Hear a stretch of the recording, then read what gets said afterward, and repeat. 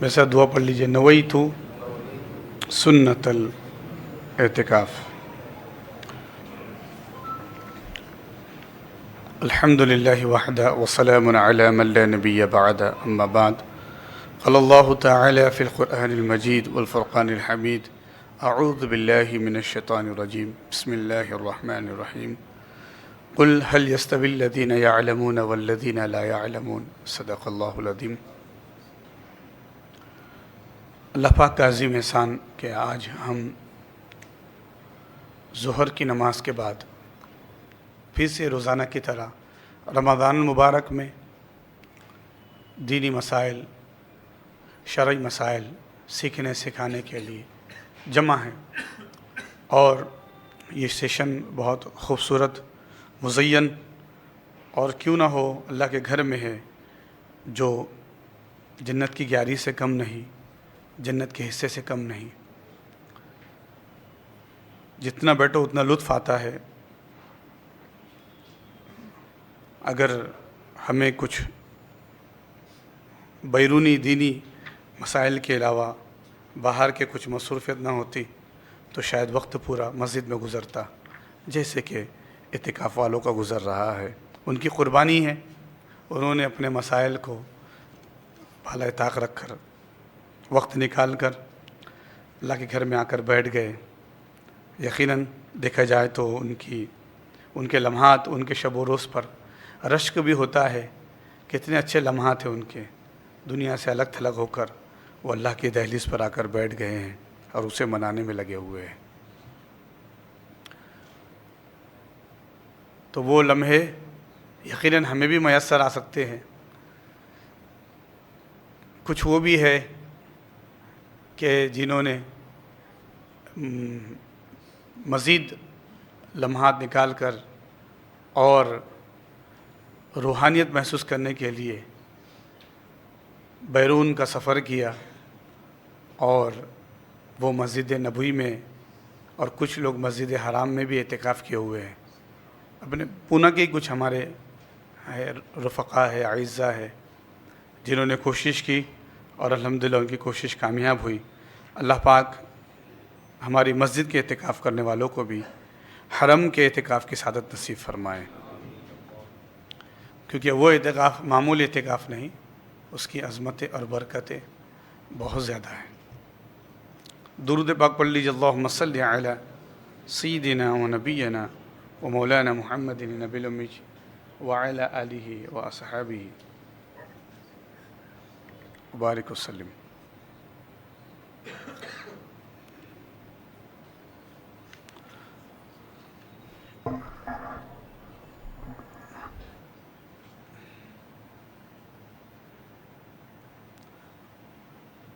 غسل کے حوالے سے ہم نے سب پڑھ لیا ماشاءاللہ، اور پھر اس غسل میں ہم نے وہ بھی پڑھا جو نماز جنازہ میں کیا کیا کرنا چاہیے، کیا نہیں کرنا چاہیے، اور اس طریقے سے ہمارا نماز جنازہ کا پورا باب ہو چکا ہے۔ یعنی کہ وضو کا پڑھے ہم نے، وضو کے بعد غسل کا پڑھے، پھر میت کے غسل کا پڑھے، اور پھر نماز جنازہ کا پڑھے۔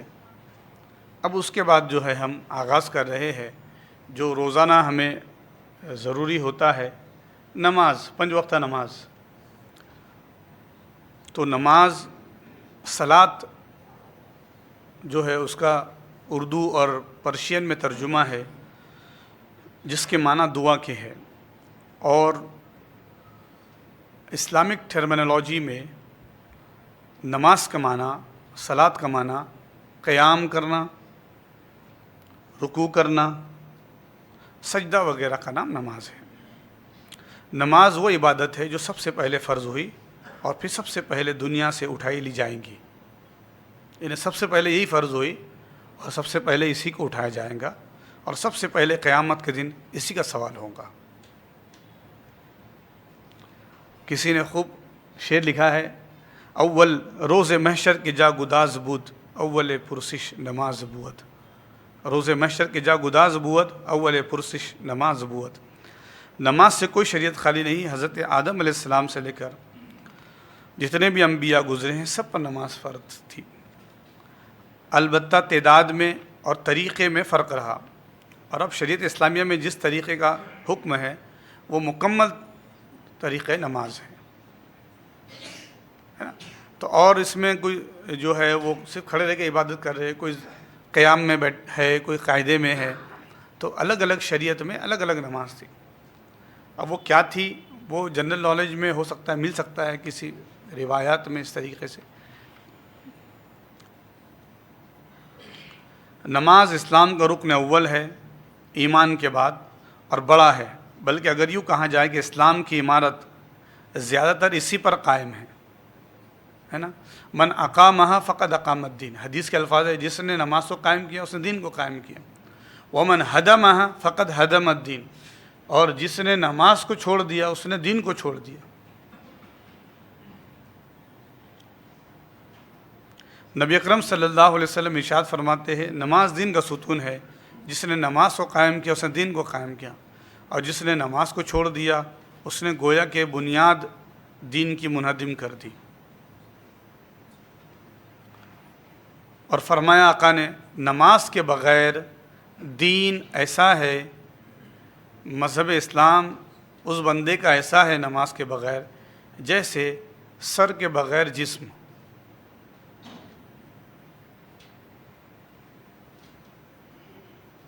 تو خاص طور پہ میں ریکویسٹ کروں گا کہ اکثر یہاں پہ پیرنٹس ہے، یہ جینٹس ہے، تو اس کو ناظرین خواتین بھی سن رہی ہے، کل بچے بھی سنیں گے اس کو، تو مجھے بتائیے کیا کسی جسم کا سر کے بغیر تصور ہو سکتا ہے؟ نہیں ہوتا ہے، تو پھر نماز کے بغیر دین کا تصور کیسا ہوگا؟ نماز ہر مسلمان فرد پر، خواہ امیر ہو، فقیر ہو، تندرست ہو، مریض ہو، مقیم ہو، مسافر ہو، روزانہ 5 وقت فرض عین ہے۔ میں سفر میں ہوں، قصر ہے، میرے پیر میں عذر ہے، بیٹھ کے پڑھو، میرے ریڑھ کی ہڈی میں عذر ہے، لیٹ کے پڑھو، میں لیٹ کے اٹھ ہی نہیں سکتا، یا میں ادھر ادھر نہیں سکتا، اشارے سے پڑھو۔ دشمن کے مقابلے میں جب لڑائی کی آگ بھڑک رہی ہو اس وقت بھی اس کا ادا کرنا فرض ہے۔ عورت جب کہ درد ذہ میں مبتلا ہو اور وہ پریگننٹ ہو اور اس کو تکلیف ہوئی ہو، جو ایک سخت مصیبت کا وقت ہے، بل اس وقت بھی اس کو نماز نہیں چھوڑنا ہے۔ تو ہم تھوڑے تھوڑے سے بہانے میں کیا کرتے ہیں، ہم لوگ چھوڑ دیتے ہیں۔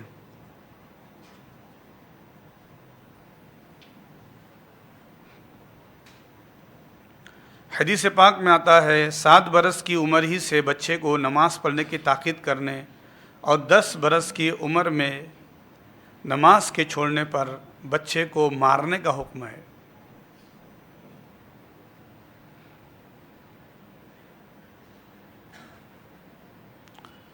سات سال کی عمر میں پڑھانے کے لیے اس کو اس لیے کہا جا رہا ہے تاکہ کم عمر ہی سے بچے کو نماز پڑھنے کی تاکید ہو جائے اور اس کو نماز کی عادت ہو جائے۔ غرض نماز کی تاکید سے قرآن مجید اور احادیث شریف کے مبارک صفحات بھرے ہوئے ہے، گویا نماز ایک ایسا ضروری فرض ہے جو بغیر موت کے کسی طرح مسلمان کے ذمے سے نہیں اتر سکتا، تو چاہے جو کچھ ہو جائے، لیکن نماز تو چھوڑنا نہیں ہے۔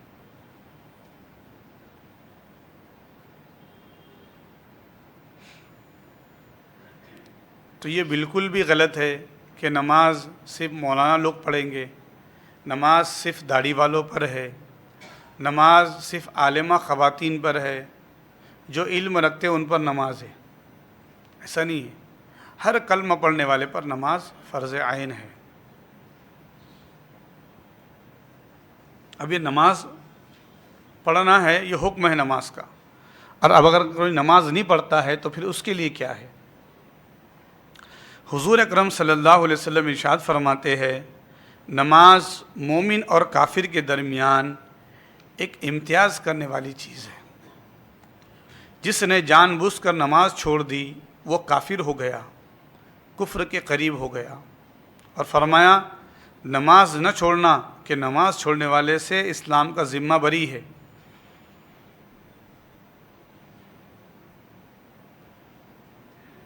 جس نے نماز چھوڑ دی اس کا اسلام میں کچھ حصہ نہیں۔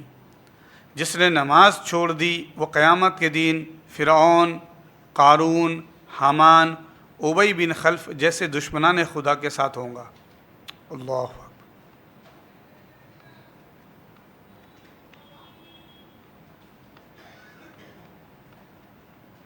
یہ وقت کے بڑے بڑے جو ہے یہ دشمنان اسلام ہیں، بتائیے نا، قارون، فرعون، حامان۔ قارون کا خزانہ کس کو پتہ نہیں ہے؟ فرعون، اس کا وزیر حامان، کس کو پتہ نہیں؟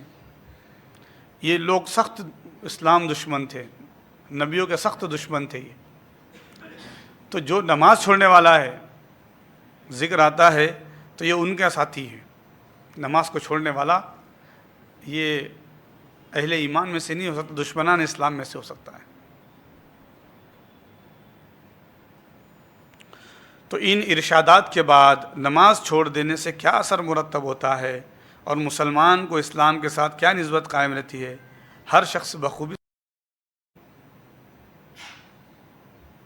تو یہ نماز کے چھوڑنے کا اور نماز چھوڑنے والے کا کیا حشر ہے۔ اب نماز پڑھنے والے کے لیے کیا برکت ہے؟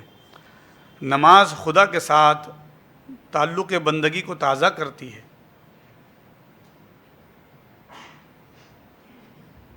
انسان کی زندگی کو پاکیزہ اور شریفانہ بناتی ہے اور انسان کو تمام برائیوں سے باز رکھتی ہے۔ ان الصلاۃ تنہی عن الفحشاء والمنکر ولذکر اللہ اکبر، صدق اللہ العظیم۔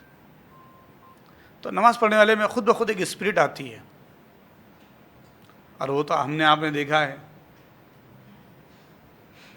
کہ ایک نماز پڑھنے والے کے چہرے کو دیکھو، ایک ملاحت، ایک نمکینیت، ایک تازگی، ایک شگفتگی، ایک خوبصورتی اس کے چہرے پر ہوگی جو پارلر سے ہزاروں روپے دینے کے بعد حاصل نہیں ہوتی۔ ایسی رونق نماز کے بعد ہوتی ہے، کیونکہ پارلر میں کاسمیٹک اور میک اپ کا سامان اور میک اپ کرنے والے وہاں پر چہرے پر رونق و روغن کرتے ہیں، اور نماز میں اللہ کی طرف سے رونق ہوتی چہرے پر۔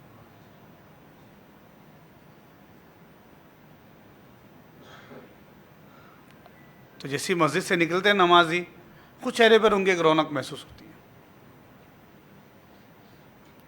وہ تازگی، وہ روحانیت اللہ پیدا کر دیتا ہے۔ گویا نماز ایک قلعہ ہے جو برائیوں کے لشکر کو اپنے اندر گھسنے نہیں دیتا، تو آدمی ہر برائی سے محفوظ رکھتا ہے۔ تو نماز ایک قلعے کی طرح ہے، ایک حصار ہے۔ نبی اکرم صلی اللہ علیہ وسلم کا ارشاد گرامی ہے، آپ فرماتے جب کوئی مسلمان نماز پڑھتا ہے تو اس کے گناہ اس طرح دور ہو جاتے ہیں جس طرح پتجھڑ کے موسم میں درختوں سے پتے گر جاتے ہیں، واپس لگتے کیا وہ جھاڑ کے اوپر نہیں۔ پھر فرماتے ہیں جس طرح کسی نہر میں روزانہ 5 دفعہ غسل کرنے کے بعد بدن پر میل کچیل باقی نہیں رہتا، اسی طرح نماز کی بدولت گناہ کی کثافت اور اس کی لہر سب دور ہو جاتی ہے۔ پھر فرماتے ہیں ایک نماز سے دوسری نماز تک جتنے صغیرہ گناہ ہوتے ہیں سب معاف ہو جاتے ہیں۔ ہر چیز پر آگ اثر کرتی ہے مگر نمازی کی پیشانی پر اس کا اثر نہیں ہوتا۔ نماز مومن کا نور ہے، الصلاۃ نور۔ پھر فرمایا جو شخص نماز کا پابند رہے گا قیامت میں اس کے ساتھ نور ہوگا اور نماز اس کے لیے نجات کا باعث ہوں گی۔ پھر فرمایا آقا نے نماز جنت کی کنجی ہے، یعنی نماز ادا کرنے والا اس کے لیے آسانیاں اور راحتیں ہوں گی جنت پہ جانے کے لیے۔ پھر فرماتے آقا نماز شروع کرتے ہی جنت کے دروازے کھل جاتے ہیں اور کوئی چیز نمازی اور اللہ کے درمیان حائل نہیں رہتی۔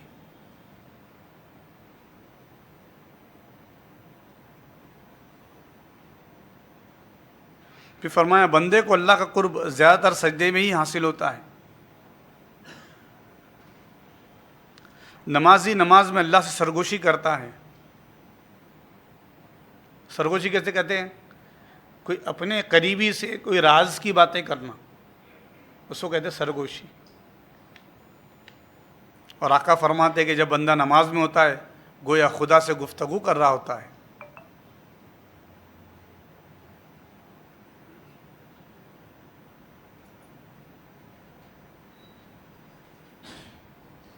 پھر آقا نے فرمایا نماز میں میری آنکھوں کی ٹھنڈک ہے۔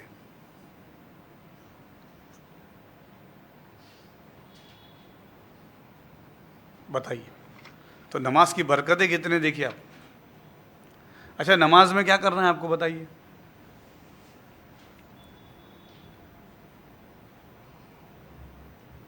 پہاڑ اٹھانا ہے، پہاڑ پہ جانا ہے، بوریے اٹھانا ہے، سامان کو ایک منزلے سے دوسرے منزلے پہ شفٹ کرنا ہے، کیا ہے بتائیے؟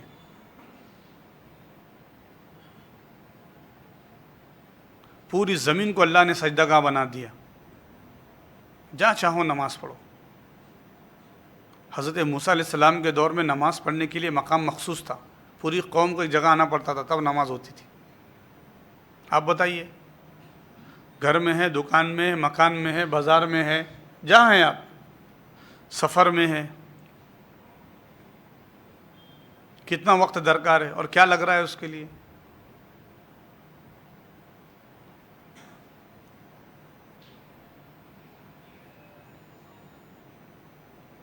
کھڑے آپ کا کھڑے ہونے کا اسٹیمنا بڑھ رہا ہے، رکوع میں گئے بیک بون کو ریسٹ مل رہا ہے، سجدے میں گئے برین میں بلڈ پہنچ رہا ہے۔ بتائیے نا، یہ پورے دنیا میں آج جو چل رہے ہیں، ورلڈ یوگا ڈے منایا جا رہا ہے اور ادر کنٹریز میں بھی باقاعدہ یوگا کو فالو کیا جا رہا ہے۔ وہ پدماسن، شراسن، سواسن، سوریاسن، پتہ نہیں کون کون سے آسن ہیں، وہ جو پریکٹس کراتے جو اس کے ماہر ہے، جب ہم ان کو اپنی کمیونٹی میں بلاتے ہیں کہ صاحب وہ ہمارے لوگوں کو آسن بتائیے، تو بولے وہ آپ لوگ تو کئی آسن تو نماز میں ہو جاتے ہیں آپ کے، قاعدے میں بیٹھنا ہے، سجدے میں جانا ہے، قیام کرنا ہے، وہ پورے آسن میں ہے۔ اور اکثر نمازیوں کو دیکھا گیا جو صاحب جو ترتیب ہوتے ہیں نماز پابندی سے پڑھتے ہیں، کوئی تکلیف نہیں ان کو۔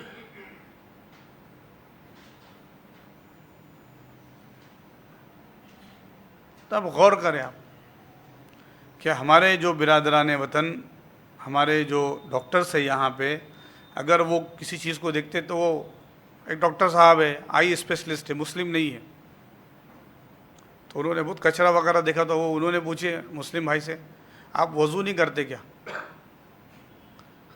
تو وضو میں تو سب کچرا صاف ہوتا ہے۔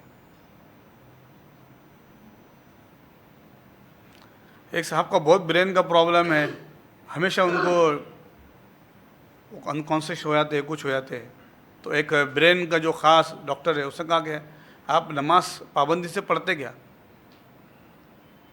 وہ پوچھ رہا ہے تو صاحب آپ کو کیوں کیسے پتا کہ میں نماز نہیں پڑھتا؟ تو کہا آپ لوگوں میں بہت کم بیماری ہے کیونکہ آپ لوگ کیا نماز ہے، آپ لوگ سجدہ کرتے نا تو برین میں بلڈ پہنچتا ہے، سرکولیشن بہت اچھا رہتا ہے۔ تو آپ دیکھیے نا خدا کی عبادت اور پرسنل اس کے اندر بینیفٹس کتنے ہیں، خود کے فائدے کتنے ہیں۔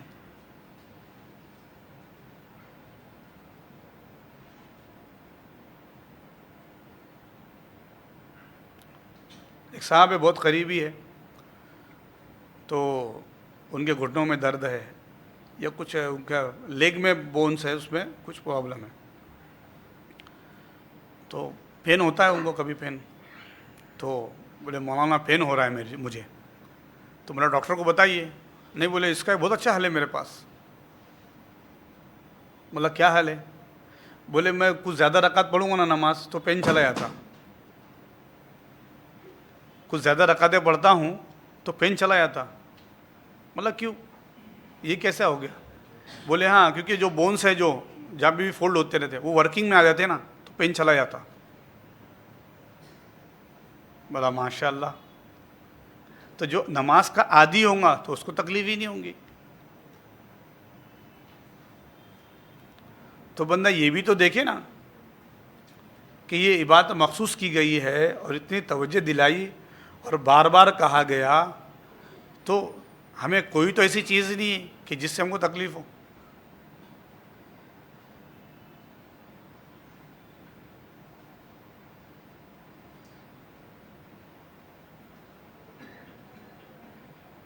وضو کرنے کے لیے لائن لگانا پڑتا، پھر اس کے بعد نماز پڑھنے کے لیے بورڈنگ میں ایسا بیٹھتے، کئی دیر گھنٹے انتظار کرنا پڑتا، پھر اس کے بعد نماز کا وقت آتا، پھر آپ کو نماز ملتی. ایسا کچھ ہے؟ ٹکٹ لینا پڑے گا آپ کو، قطار لگانا پڑے گا آپ کو.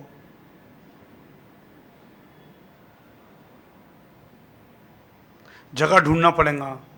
وہ جگہ ڈھونڈے، آپ نے ڈھونڈے ڈھونڈے ڈھونڈے ڈھونڈے 1 گھنٹے کا جگہ ملی آپ کو. آپ بولے اب یہاں پہ ادا کرنے کا، بابا اب جگہ ملی یہاں پہ. سمجھ رہے ہیں آپ میرا اشارہ؟ سمجھ رہے ہیں آپ؟ یعنی جس چیز کو آدمی گناہ کرنے کے لیے کوشش کرنا پڑتی ہے وہ کرتا. کہاں جا کے کرو، کونے میں کرو، چھپ کے کرو، ادھر جاؤ ادھر جاؤ، کوئی دیکھ رہا تو نہیں. کرتا بغیر. نفس کو جو ہے نا خوش کرنا ہے، نفس امارہ کو. ان النفس لامارۃ بالسوء. نفس امارہ کو خوش کرنا ہے تو کدھر تو بھی جا کے کہیں تو بھی لائن لگائیں گا، نمبر لگائیں گا، چھپ چھپائیں گا، مگر اس کو وقتی طور پر خوش کرنا ہے. اور اللہ کو خوش کرنا ہے، ہائے ہائے پروردگار کتنا آسان ہے تجھے منانا. بس وضو کر لیا، مصلی کو بچھا لیا اور چند آنسو بہائے تو راضی ہو گیا. اللہ کو منانا کتنا آسان ہے. لیکن بندہ یہ سب نہیں کرتا، وہ دنیا کے ناز اٹھانے میں لگا ہوا ہے.